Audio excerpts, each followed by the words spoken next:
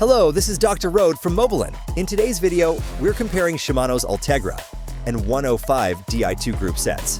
Ultegra doesn't have its own dedicated video because it's usually paired with DuraAce, so I'll use DuraAce footage as a reference. Both of these group sets feature a 12-speed electronic shifting system, but they are designed to meet the needs of different types of riders, each with its own unique characteristics.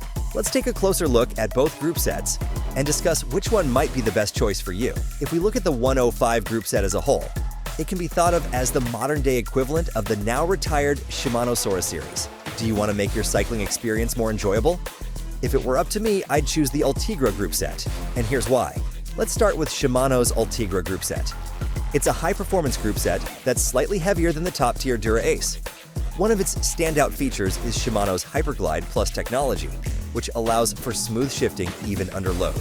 Next, we have the Shimano 105 D2. This is essentially a more budget-friendly version, with several features from the Ultegra stripped away.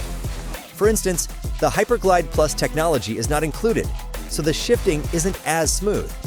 If you compare videos of the two, you'll notice a clear difference in chain movement and shifting impact. Hyperglide-equipped products have noticeably less shifting shock.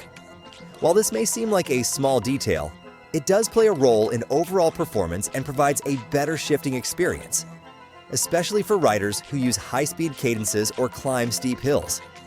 If you decide to go with the 105 group set, I recommend upgrading components like the cassette and chain later.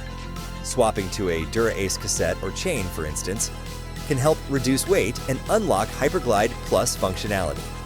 It's a great way to enhance your setup. Now let's talk about the brakes. Ultegra features hydraulic brakes with Shimano's servo wave technology, providing precise control during high-speed descents or steep downhills.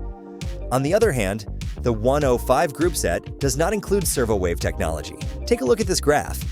It shows the braking force curve, and you can see how servo wave requires much less input force to achieve strong braking power. This makes it incredibly useful for fast descents, because you can focus more on bike control instead of overexerting your grip.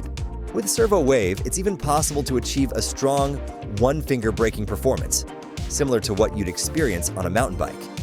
If you pair servo wave-equipped brake levers with different calipers, you'll notice very little difference in braking power.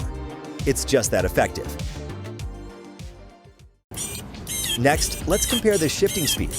Ultegra shifts approximately 45% faster than the 105, particularly noticeable at the front derailleur. The rear derailleur is also faster and allows for finer adjustments. The difference is especially evident when using synchronized shifting on the front derailleur. The time lag with the 105 is significantly longer, leading to less smooth transitions and more noticeable shifting impacts. If you race or prioritize quick responsiveness and frequent shifting, Ultegra is an essential upgrade. Now, I'd like to highlight what I consider the most important component: the lever design. Weight differences may not be a deal breaker, but the versatility of road bike handlebars is a major reason why I ride. You can comfortably switch between four main hand positions: relaxed touring mode with hands on the tops, long distance riding with hands on the hoods. This minimizes wrist fatigue and is perfect for extended rides, aggressive racing mode with hands on the drops for high-speed efforts, and for time trial-like positioning with hands on the tops or even using auxiliary buttons. Older road bikes didn't have integrated shifters, and shifting required reaching down to frame-mounted levers. It was inconvenient and disrupted your rhythm while riding. My first road bike had this kind of setup, and I remember wishing for a Shimano Sora-level shifter. At the time, buying a high-end bike was out of reach for me as a student, but eventually, I saved up enough to purchase a Merida bike equipped with Ultegra. The crisp sound of Ultegra's shifting and its performance left a lasting impression on me. If you're serious about cycling, I recommend starting with a good group set right from the beginning. Upgrading later can be more costly and less satisfying.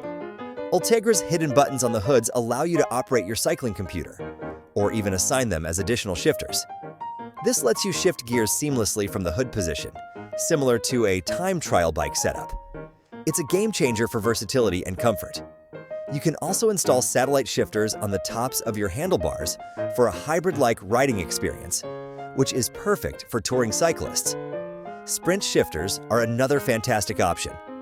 Many professional cyclists use them to make quick shifts during sprints without straining their wrists. If I were to build or buy a new bike today, I'd definitely go with Ultegra or higher. Adding satellite buttons would be non-negotiable for me because they significantly enhance the riding experience.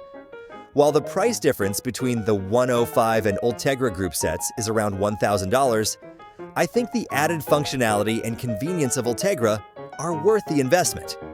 If you found this video helpful, please like and subscribe. This has been Dr. Road from Mobilant. Thank you for watching.